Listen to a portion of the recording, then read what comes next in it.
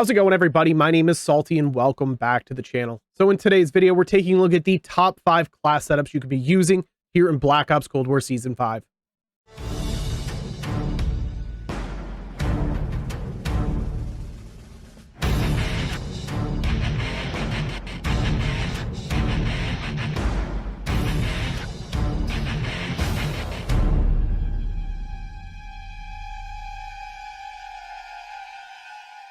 Starting us off here in the number 5 position, we got the RPD. The RPD definitely got its shine when the Stoner got nerfed here recently in Season 4, along with Season 3. This thing has never been touched when it comes down to balance, and I feel like it's a very overlooked LMG here in the game. The movement speed is pretty good, the aim down sight time.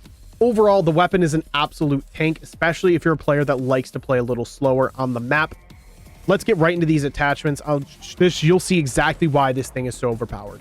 Now, starting us off in the optic, I like to personally use the Vision Tech 2 times here on all of my LMGs. However, if there is a preference that you like enjoying more, I would highly recommend going with that. However, if you're undecided, the 2 times is a very good place to start. Now, onto that muzzle, we have the GRU suppressor. You get 12% vertical recoil control, which is a ton when you think about it from a suppressor standpoint. You also get the ability to stay off the map hidden from your enemies. You are losing some bullet velocity and effective damage range there. However, when we get down to that barrel, you'll see why that does not matter at all. The big one here, the Task Force barrel, 5% added to your damage, 100% effective damage range, and 44% bullet velocity. The only thing you are sacrificing here is basically an extra mag and a little bit of ammo in your magazine. But as you can see here, it brings up to 44 damage, 43 meter effective damage range, and an 811.91 bullet velocity. Those are insane stats when coming from an LMG standpoint. This thing will basically kill in the same amount of time at any distance. Now, going onto the body, we have the steady aim laser. If you get into a close range engagement, you're really not going to want to be aiming down the sight. It's a very slow moving weapon, that being LMGs. They're big and bulky. Hipfire is going to be your best bet. That gives you 20% here. You can go with the mounted flashlight or the KGB target designator if you're more a fan of those. However, hipfire accuracy is important when it comes to LMGs. Onto the underbarrel, we got the VDV speed grip. There's not much in that vertical recoil control, and especially with that muzzle taking care of 12%. This will take care of all the horizontal needs, which I would say is the bigger issue than the vertical. When you're spamming the trigger with the RPD, it does like to bounce side to side, making it a little difficult to hit your shots. But this, like I said, 15% horizontal recoil control is taken care of here, and you get that 12% sprint moving bonus, making it a ton better when you're running around the map with the big LMG. Now, the magazine here, I have the normal 75 round mag. You do not want to sacrifice aim down sight time with LMGs. You want to have as most as possible. That way you can be as snappy as can be.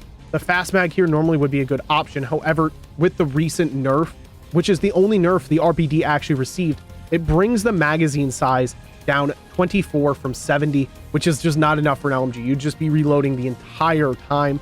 Therefore, 75 round mag takes its place.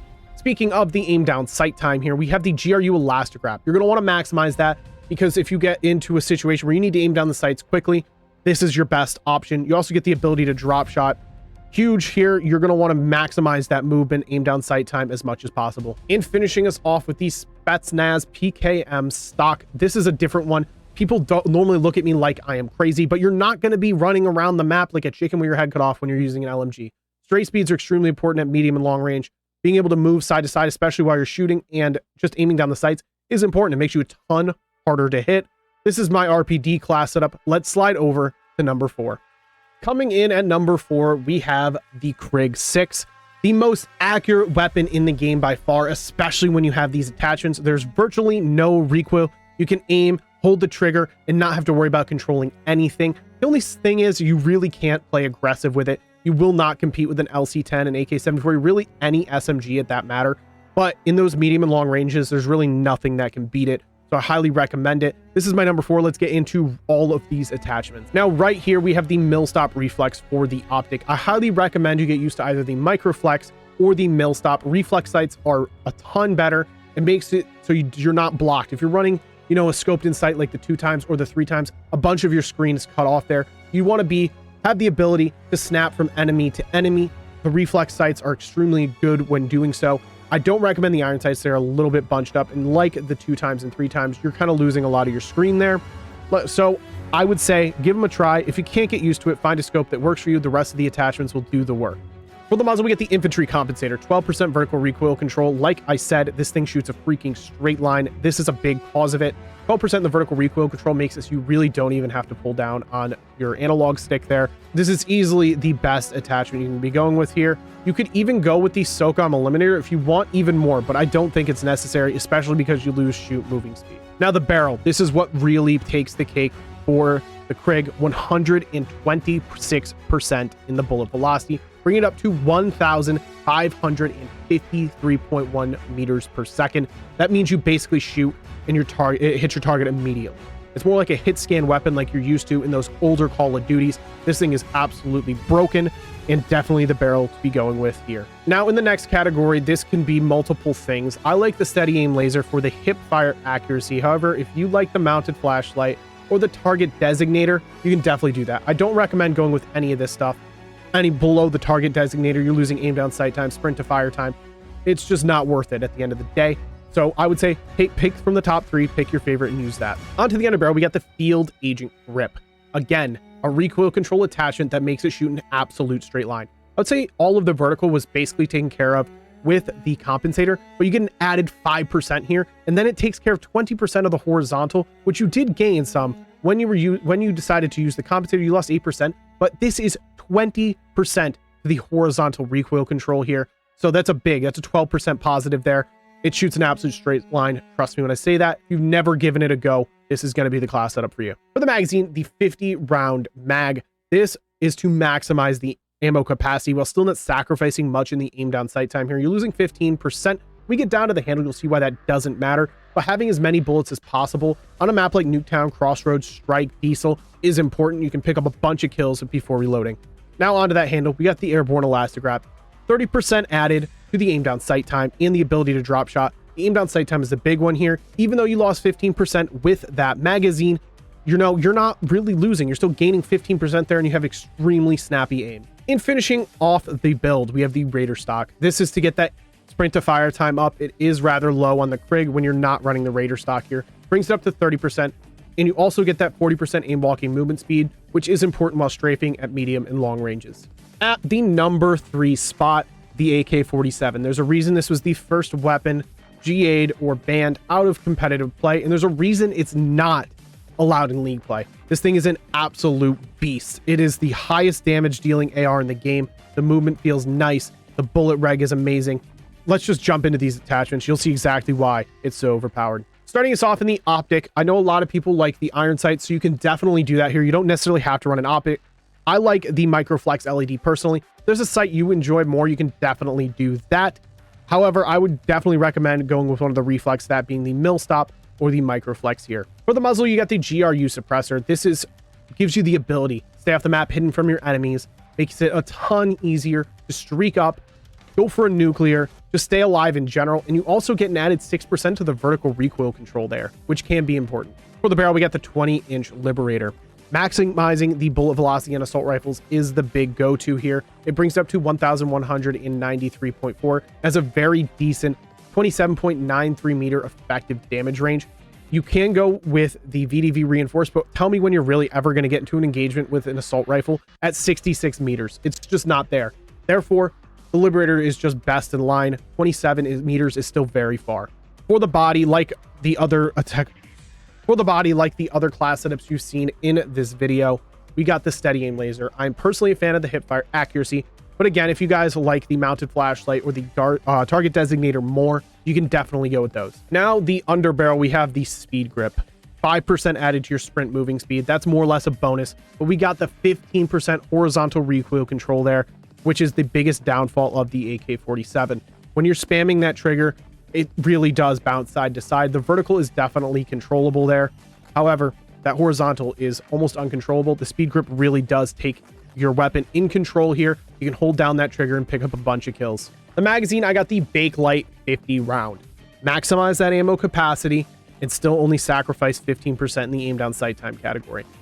50 bullets is a lot. In the standard reload speed here, it really isn't that long. It's 2.9 seconds. If you're picking up 4 or 5 kills with the 50 round mag here, you should have plenty of time to get to a safe place to reload. If you're on a small map, you're going to want to maximize that ammo capacity It is extremely important. You can pick up a bunch of kills, play aggressive enough, get to the safe spaces, and reload. Now, a different one here, people may look at me kind of funny, but we got the serpent wrap.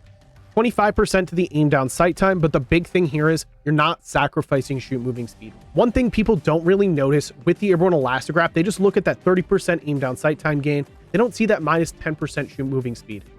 The movement speed on the AK-47 is not the best, especially when you're shooting. You're kind of just standing there, kind of like standing in the road in open traffic. But the serpent wrap here, you're not getting that minus 10%. That's a big thing here. Let's get down to that stock. The KGB skeletal stock is where we're finishing off this one. 30% added to the sprint to fire time and 40% in the aim walking movement speed. This is a big attachment here. The sprint to fire time on the AK is probably one of the lowest in the AR category, but with this, it's extremely good. Those stray speeds are an added bonus. Like I said, when you're shooting or even just walking, the stray speeds stock on the AK-47 are rather low. So this is just the best one you could be going with here. The AK-47 is one of those weapons that was an acquired taste for me, but boy, am I glad I gave it a shot and found a class setup that works for me. I highly recommend you give this one a go. Now, at the number 2 spot, this should not be much of a surprise to people. We have the AK-74U. It's been a staple here in this game. Even through all the nerfs it's had, it's still a staple in the game, the go-to for the competitive players, an all-around viable weapon in most situations. Good at medium range, good at close range, very good movement speed, and there really should be no complaint here. And at number 1, I'm sure you can probably guess it, but we'll get to that eventually. Let's get started with this class setup. Now, the muzzle, we got the Spetsnaz compensator. You used to be able to get away with the muzzle brake here, but with the nerf of the AK-74U, you're going to need the compensator. You get 12% vertical recoil control here. It makes it very, very manageable. You do have to pull down on the stick a little bit if you're in a medium range engagement, holding down that trigger. However, it's by far the best muzzle you can be using here on the 74U. Now, the barrel, we have the 9.3 inch extended. This is a hot take for a lot of people. They don't realize this is the barrel that the pros use. A lot of people like to go with the Liberator here. You maximize the bullet velocity, which you would think is a very big thing. That's a positive. But it's actually not. You're losing movement speed. Same with the reinforced heavy here. You're losing sprint moving speed with the rifled, and you really should never go with an effective damage range attachment on SMGs. And then the task force, your recoil control is basically uncontrollable. So none of those are recommended for me. But you have 0 cons here with the 9.3 inch extended, making that movement absolutely insane. Now, that underbarrel, we have the Spetsnaz speed grip. It was debated that a lot of people would prefer to use the normal foregrip here. At the end of the day, you get the same amount of horizontal recoil control where there's only a 3% added to the sprint moving speed, but that 3% is actually a lot. That is the difference between you making it to middle map 3% quicker than your enemy. That's actually a huge amount when you seriously consider it. The horizontal recoil control is also needed. When you're holding down the trigger on the 74U, it does bounce side to side quite a bit, especially when adding that compensator. This will make up for it. 18% is a ton. Now, the handle, I'm sure nobody's surprised here. The GRU elastic wrap. You want to maximize the aim down sight time on an SMG. You want that snappy aim for the close range engagements. That should not be a surprise to anybody. There's not really much you need to say here. You also get the ability to drop shot. And again, not much of a surprise, I'm sure. We got the KGB skeletal stock. 30% to the sprint to fire time and 10% to the aim walking movement speed. The sprint to fire time is a huge one here, especially in the close range engagements. You're bunny hopping corners, sliding, drop shotting, and it just makes you pull up your weapon extremely quickly. And then we got a 10% added to the movement speed of the weapon. It moves extremely fast, especially with this class setup. The AK-74U is by far my favorite weapon to use in the game and is my most used weapon. I have almost 50,000 kills with the 74U with this class setup. So take that as you will, and let's move on to number 1. At number 1, we got the LC-10. I'm sure none of you were surprised with this. It is the biggest crutch weapon, the easiest weapon to use in Call of Duty Black Ops Cold War. Every single game has one, and they refuse to nerf that metal weapon. It's absolutely insane, but it's too good for me to not share the class setup with you. Let's get started right now. The muzzle, we got the agency suppressor. You want to stay off the map, hidden from your enemies, go on some streaks, get a nuclear. This is the attachment for you. You also get that 7% vertical recoil control. And as you can see here, you can tell we're not using an underbarrel. You don't need it on the LC-10, especially going with the agency suppressor here. All the vertical recoil in the entire build is taken care of with this suppressor. Now, the barrel, we have the 14.5 inch Ranger. Maximize the bullet velocity. That's the biggest downfall of the LC-10. And with the Ranger, it makes this thing actually overpowered. Brings it up to 820 meters per second. That lines up with LMGs and assault rifles as an SMG. You can shoot across the map like an AR or an LMG, which is probably why it's the most busted gun in the game. Now for the magazine, the 52 round fast mag. maximize the ammo capacity, gives you the ability to reload quickly. If you're on a small map like Nuketown, Hijacked, Crossroads, Strike, you're going to need this. You want as many bullets as possible, reload quickly, get right back into the action. However, if you're playing on a bigger map, you can definitely go with, you know, the 55 round mag here, the 42 round fast mag, or even the normal 45 round mag. But in those small map situations, the 52 round fast mag is by far the best thing you can be running here. And again, not much of a surprise, I'm sure. We got the airborne elastic wrap again. This is to maximize the aim down sight time. I keep saying it, you want snappy aim with SMGs. You're in close ranges, you want to snap onto your target quickly and get the kill. It also gives you the ability to drop shot, which I tend to do a lot of, especially with SMGs. In this game, drop shotting is a little weird, but airborne elastic wrap makes it feel normal again. And the Raider stock is where we're going to finish us off here. We got 30% to the sprint to fire time and 10% in the aim walking movement speed, just like the 74U. I mentioned it, you're jump shotting, you're drop shotting, you're sliding around corners, you want the ability to pull up and shoot your weapon extremely quickly. That's where that sprint to fire time comes into play. And the added 10% aim walking movement speed is just really a bonus there. The movement speed on the LC-10 is already very good. And this is really why the LC-10 is the best weapon in the game. All the attachments line up with the 74U, but that bullet velocity really puts it over the top. These were my top 5 class setups here for Black Ops Cold War Season 5. This could possibly change with the new introduction of the DLC weapons. However, I don't see much changing after that. I mean, there's really no one can complain. The LC-10 and AK-74U rule the SMG category of this game. I think the same can be said for the Krig and the AK-47.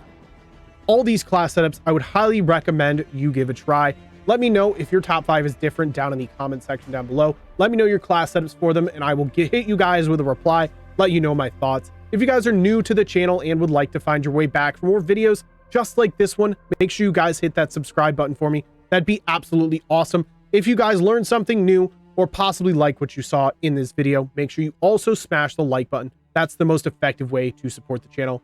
I hope you guys enjoyed this video.